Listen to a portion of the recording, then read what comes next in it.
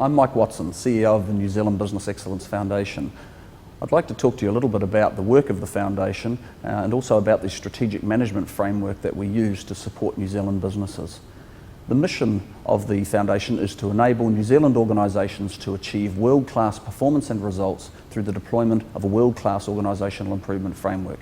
We do this by providing a range of services, including assessment services, benchmarking services, training and networking events to our member organisations.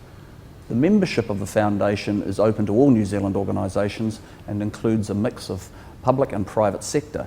This includes organisations such as the Royal New Zealand Navy, the New Zealand Fire Service, district health boards, territorial local authorities, and also major corporates such as Air New Zealand, Fisher & Paykel, Vero Insurance and the like. The Foundation uses the US Baldrige criteria as a reference framework. This is an internationally recognised and respected best practice framework. The New Zealand Government, through the Ministry of Economic Development, searched for a robust model of business improvement and funded the development of abridged criteria for New Zealand businesses. The Baldrige criteria is the most comprehensive and most accepted model in the world for measuring performance excellence. It applies to all types and sizes of organisations, is structured, holistic and non-prescriptive. Assessment against the criteria provides a means of giving your organisation a comprehensive health check. The benefits of using the criteria are improved financial results, increased market share, improved customer satisfaction, increased employee satisfaction, organisational awareness and alignment, and consistency of approach. Business improvement models have evolved over the years from a very transactional focus in the early days through to a far more holistic focus now, where the organisation looks at all elements of its business. So what is a business excellence approach? Well, essentially, it's about adopting a continuous incremental improvement approach. You have day-to-day things to do to run the business, but it's very much about identifying those improvement opportunities, prioritising them carefully, and then ensuring that you're addressing initiatives where you get the most bang for your buck. This includes, after you've identified the initiatives, benchmarking to ensure that you're not reinventing the wheel and that you're able to learn from others who have done things very successfully. When the Ministry of Economic Development conducted their research, they looked at all the main business improvement models that were being used in New Zealand and internationally.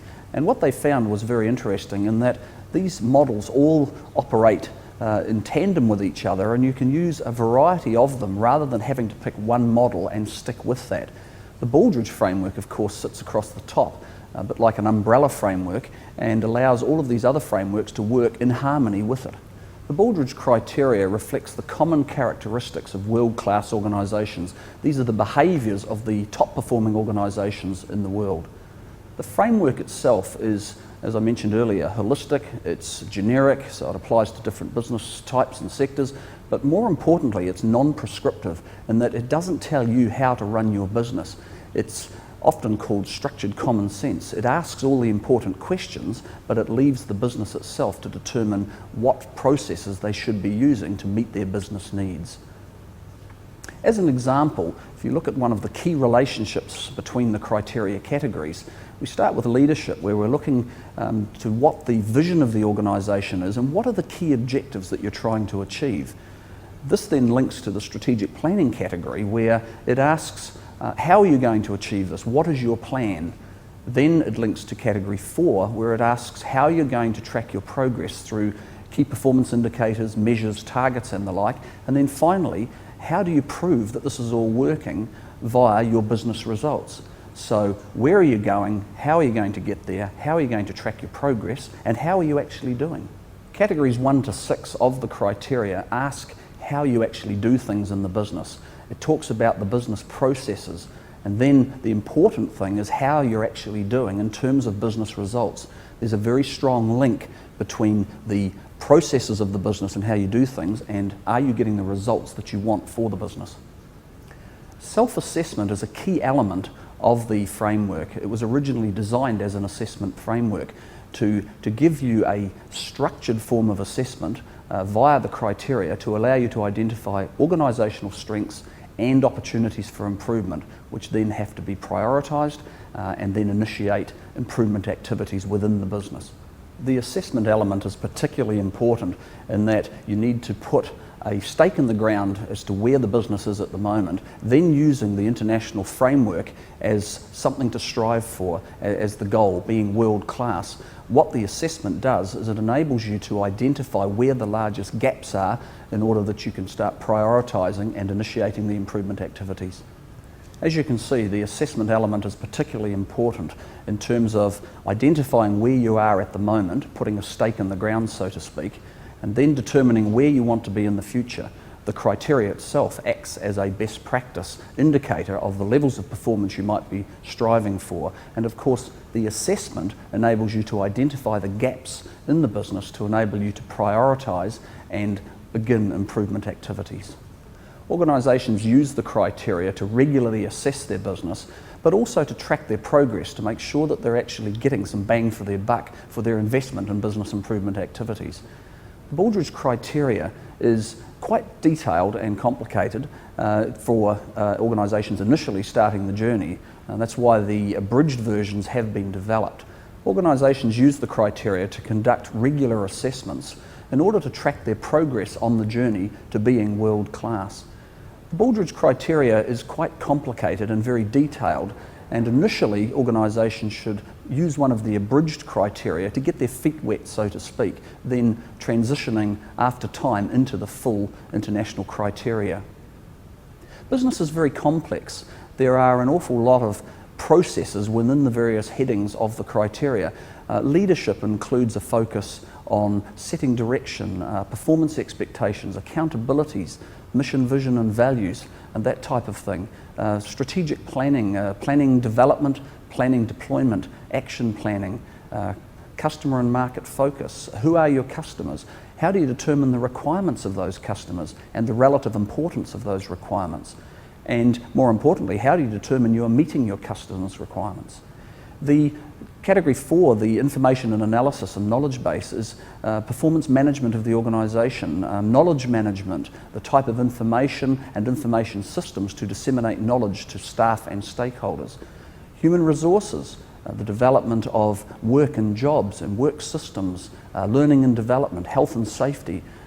Category 6 is all about processes, key processes that provide value to customers, and support processes such as HR, marketing, IT and similar. Finally, the results section. This is the evidence base that the processes or approaches that you're taking to business are effective and giving you the results you require. So why do it?